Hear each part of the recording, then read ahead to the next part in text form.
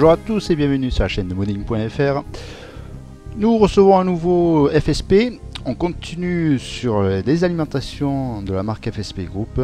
Cette fois-ci on monte en gamme. Après l'Exa Plus que nous avons vu la dernière fois, on passe sur l'Hyper. Donc l'Hyper qui est proposé en 500, 600 et 700 watts. Cette fois-ci nous avons la 600 watts et on commence bien sûr par la boîte. Donc on retrouve en photo non pas le bloc en lui-même mais plutôt son ventilateur derrière sa grille. Les différentes notifications avec le nom du modèle, le nom de la marque, des petits logos avec 5 ans de garantie et la conformité à certification 85+, hein. On reste toujours dans la conformité et non la certification elle-même. On retourne la boîte dans tous les sens pour en fait se retrouver sur le dos de la boîte où on retrouve bien sûr le tableau électrique. Là aussi on garde le double rail 12 volts avec 30 ampères pour chacun des deux rails. On passe sur le côté, là maintenant, où l'on retrouve les schémas des différents câbles disponibles sur cette alimentation. Et plus en bas, on retrouve les spécifications de cette alimentation, avec notamment la notification d'un ventilateur en 120 mm. A savoir que l'Hyper reste en non modulaire, hein, tous les câbles seront solidaires du bloc lui-même. On ouvre la boîte et on tombe directement sur la feuille concernant la garantie du produit, donc une garantie de 5 ans. On voit qu'on monte en gamme au niveau du produit, le bloc lui-même se retrouve bien protégé au niveau des cales en mousse. Tout est compartimenté, on a bien sûr le cordon secteur, les différents câbles issus du bloc, hein, donc je répète, une non modulaire, et bien sûr on retrouve le petit sachet avec les 4 petites vis à main, noires, le petit plus de la part de FSP. On va voir maintenant cet Hyper 600, voir un peu ce qu'il en est. Donc voici l'Hyper 600, donc on va commencer par le bloc, un bloc mesurant 150 par 140 par 86 mm, donc assez compact. Tout de nord vêtu, on retrouve sur le dessus l'autocollant qui regroupe notamment les caractéristiques électriques de ce bloc.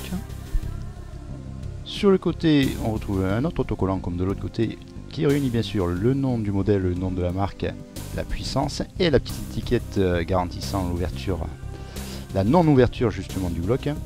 Étiquette que l'on retrouve toujours à l'endroit, quel que soit le sens où l'on met notre bloc d'alimentation. À l'arrière, bien sûr, on a la grande grille en nid d'abeille permettant de bien faire respirer votre alimentation. La prise secteur et le petit plus par rapport à l'Exa Plus justement, c'est l'interrupteur, la présence de l'interrupteur. Sur le dessous, bien sûr, on retrouve le ventilateur en 120 mm et cette fois-ci protégé par une vraie grille argentée. Donc, au niveau du carénage du capot lui-même, c'est la même tôle, pas très épaisse non plus. On retrouve le même style que par rapport à l'Exa Plus avec quelques petites ouvertures en plus au niveau de la sortie des câbles. Les câbles sont à l'identique de l'Exa Plus, c'est-à-dire avec une gaine tressée, maille assez espacée, mais tous les câbles sont gainés, c'est déjà pas mal. Au niveau des câbles, qu'est-ce qu'on a? On a le 20 plus 4 broches, cette fois-ci avec une prise noire, mais les fils toujours aussi colorés. D'ailleurs, au niveau des câbles, toutes les prises sont noires cette fois-ci. On continue sur le câble PCI Express avec deux prises 6 plus 2 broches. En fait, on n'a pas qu'un câble, mais deux câbles PCI Express. 600 watts vous permettra de brancher deux cartes graphiques. Faut pas pousser trop, mais a priori, ça devrait le faire.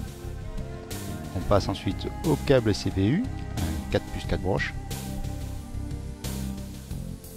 Et puis, on va voir de plus près les câbles pour périphérique. On commence par ce premier câble.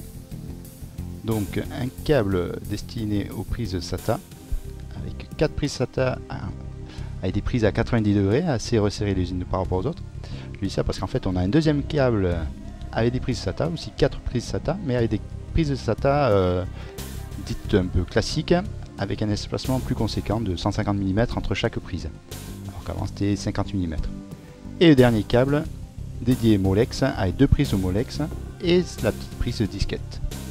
Voilà, de quoi fournir pas mal de connectiques, hein. Vraiment bon, l'Hyper 600 est quand même assez complète. On monte légèrement en gamme par rapport à l'Exa Plus 500. Le prix s'en ressent légèrement avec une dizaine d'euros de plus.